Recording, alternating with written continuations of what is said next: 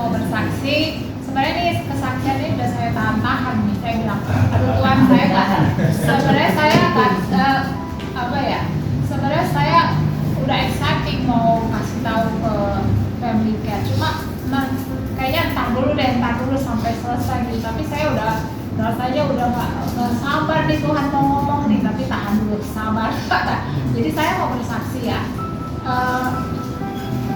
Di awal tahun Januari itu saya kan melihat ini loh, kita tahu kan kondisi ekonomi kita udah tahu bagaimana sekarang ya kan, makin ke depan itu ekonomi pasti memang semakin ketat ya.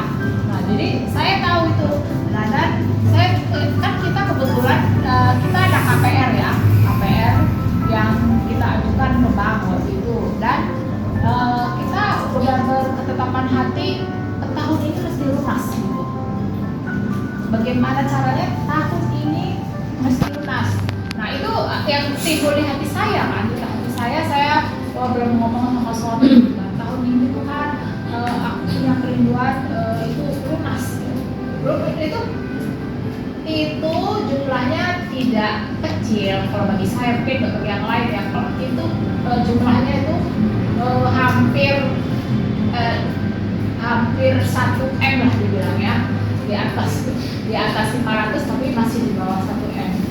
Nah, jadi itu saya ada punya kerinduan itu nanti mesti tahun ini juga lunas gitu ya. Tapi gimana caranya ya Tuhan? Memang ini ya, kalau kita udah punya itu, kalau kita bawa ke diri kita nggak bisa, karena kan kita bukan orang pebisnis ya, kita orang pekerja kan ya. Kalau untuk menyelesaikan itu dalam 1 tahun kayaknya berat gitu ya, karena kan kita seorang pegawai gitu kan, bukan usaha. Nah, jadi saya waktu itu saya belum kasih tahu suami, karena dia nanti kan pulangnya bulan 3. Nah, nanti dia pulang 3 ada, saya nanti mau kasih tahu dan kita mau bawa dalam mesbah doa, karena setiap kita memang setiap malam kita ada mesbah keluarga dari jam 8 gitu kan ya, sama anak saya juga, sama suami saya. Dia jauh, tapi kita pakai video call gitu setiap hari kan. Nah waktu itu akhirnya dia datang. Nah sebelum saya kasih tahu dia, saya pikir itu gimana ya Tuhan, itu memang kayaknya berat loh. Kalau kita belum mikir-mikir tuh, itu kayaknya saya tuh kayak aduh berat banget dirasa saya itu, aduh Tuhan kayaknya berat gitu ya, kayaknya nggak mampu deh kalau saya gitu kan. Terus saya kasih tahu suami saya, kita ini begini, oke, sepakat, oke, tahun ini kita bereskan gitu kan. Tapi saya tahu bagaimana cara beresinnya, nggak tahu, nggak bisa gitu ya. Tapi kita punya keinginan yang kuat itu kan. Jadi kita bawa dalam mesbah keluarga, kita doa bareng-bareng kan. Terus kita bawa dalam doa pribadi juga. Itu ya, bawa dalam doa pribadi itu loh. Memang namanya terjadi peperangan di jiwa kita antara jadi saya nih ya, gini dulu, kita kumpul doa, itu surat utangnya kita tunjukin ke Tuhan. Ini loh Tuhan, kita ada utang sisanya segini, uang saya cuma ada segini, kurang uangnya, dan kita tahun ini juga sepakat mau melunaskannya. Kalau dengan kekuatan kita nggak bisa, memang nggak bisa. Tapi kenapa itu hati itu timbul di hati bahwa tahun ini harus dilunaskan. Ya sudah, kita naikkan keinginan itu ke hadapan Tuhan kan. Surat utang ditunjukin gini sama Tuhan kan. Ya, terus itu praktek yang apa yang injak 12 kali, injak itu itu apa? Buntang surat, injak itu kan. Ya amin gitu, amin.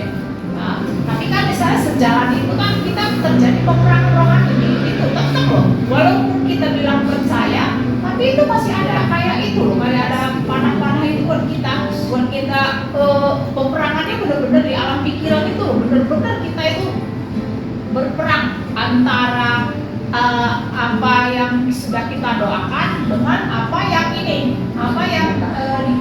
kenyataan kita. Hal nyata itu nggak mungkin kalau dengan kekuatan kita. Terus kita terus doa.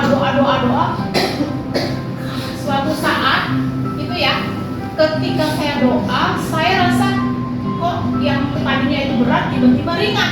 Tiba-tiba saya bilang gini, oh iya Tuhan, enteng. Enteng. Tiba-tiba kan di roh itu yang tadinya roh saya berat, tiba-tiba roh itu kok, kalau sekarang ringan ya. Kalau pas perkatakan itu udah ringan, oh pasti. Saya percaya, saya percaya Tuhan sudah memberikan saya, oh iya benar pasti terjadi kan. Saya bilang, ya Tuhan, enteng Tuhan, segitu Tuhan, enteng loh Tuhan, gitu kan. Terus saya bilang sama suami saya, ya tahun ini juga lunas, saya bilang gitu kan. Saya bilang sama suami saya, iya katanya. Nah, tapi kita kan nggak tahu caranya itu bagaimana, nggak tahu kan. Seperti apa itu, bagaimana caranya itu, kita nggak tahu. Pokoknya kita percaya aja mengalir. Tahu nggak gimana caranya? Enggak. Kata Tuhan gini, tahu nggak apa yang tidak pernah timbul dari hati, tak pernah kamu dengar ya, itu semua Tuhan sediakan bagi kita. Bagaimana caranya? Sejak awal kita kan bulan 3 itu doain ya, bulan 3 kita doa sama-sama akan ke Tuhan. Dan waktu itu roh saya udah ringan, rasanya udah sepakat, oh iya Tuhan terobos nih, aku menerobos benar, karena di rohnya udah rasa ringan, udah bisa enteng Tuhan, enteng kan, pokoknya sekalian tuh enteng loh Tuhan, enteng gitu ya. Nah caranya gimana? Hampir tiap bulan ada bonus. Dari mana namanya bonus itu? Setiap tahun sekali, 1 tahun sekali. Dari mana yang namanya bonus itu hampir tiap bulan? Coba, can you imagine? Can you imagine dari mana bisa itu? Saya tadinya nggak sadar loh. Saya pikir biasa. Tuh, oh iya. Tapi kok lama-lama, bulan 6 saya mulai mudeng. Ini caranya Tuhan. Bulan 6 saya tiba-tiba tersadar loh. Oh ini kayaknya nggak biasa ini. Tiba-tiba saya klik, oh ini kan dapat dalam hati nih. Ini caranya Tuhan mau bantuin kamu beresin itu yang kemarin kamu doain itu. Amin. Oh iya Tuhan, gitu. Waduh, hampir tiap bulan bonus. Coba ya. Amin. Coba ya teman-teman. Ya. Dari mana itu? Dari mana? Nggak, itu terjadi. Tahun lalu nggak ada begitu. Tahun-tahun lalu sebelumnya bonusnya cuma setahun sekali. Tapi sejak kita doa itu, ajaib loh. Setiap bulan hampir ada bonus jadi itu. Tapi yang udah hampir, ya saya bilang tadi itu sebesar itu. Ya tahun ini lunas. Amin. Tuhan ajaib kan? Wah, dia benar-benar loh. Kalau bagi saya itu besar sekali kan. Saya nggak tahu kalau bagian yang lain mungkin itu kecil. Nah bagi saya pasti harus segini gitu ya, harus segini. Di luar nalar ya. Nah bagi beberapa orang mungkin itu tantangan, setiap orang akan beda-beda. Bagi sebagian orang mungkin sebesar ini terlalu besar. Sebagian sana mungkin 1 triliun itu nggak sanggup, bisa ada itu ya. Tapi ketika Tuhan bertindak, tidak ada yang mustahil. Nah, itu jadi kita tahu bahwa Tuhan kita itu hidup. Amin.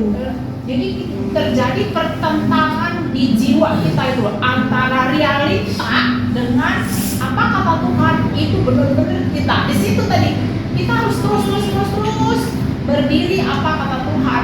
Itu perang benar-benar di jiwa itu ya. Nah, yang mana yang menang? Kalau kita kalah ngikutin kenyataan, kita nggak terima itu. Kita pasti udah aduh Tuhan ini gitu kan. Tapi kalau kita percaya kepada Tuhan, ya terjadi. Nah, saya jadi waktu itu ini caranya Tuhan benar-benar di luar pikiran saya nggak nyangka seperti itu gitu ya. Di mana orang setiap bulan ada bonus, tolong yang dijawab.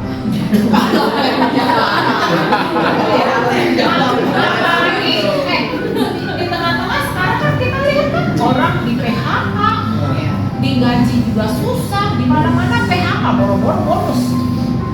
Jangan ngomong bonus, dibayar gaji 3 bulannya orang syukur kan, malah boro-boro ada gaji aja nih di PHK berbulan-bulan kagak dikasih gaji. Saya sering banget dengar sekeliling saya begitu. Tapi di tengah-tengah itu Tuhan menyediakan yang luar biasa bagi kita. Jadi tetap cari Tuhan. Proses kita sih beda-beda ya. Tapi percaya Tuhan itu